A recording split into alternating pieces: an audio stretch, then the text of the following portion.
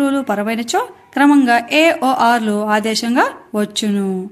మహా ప్లస్ ఋషి మహర్షి.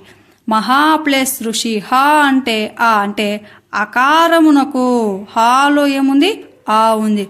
అకారమునకు ఈ ఊరులు ఏవైనా కూడా ఇక్కడ ఏముంది? ఆకు రూపరమైంది. ఆకు రూపరమైనప్పుడు ఏమొస్తుంది? అర్ అనేది రావాలి. మహర్షి అర్ అనేది ఇక్కడ రావడం జరిగింది. ఇట్లా అనమాట. దేవేంద్రుడు. దేవ ప్లస్ ఇంద్రుడు. దేవ అంటే అకారమునకు ఈ పరమైనప్పుడు అకారమునకు ఈ పరమతో ఏం రావాలి? మనకు ఏ రావాలి.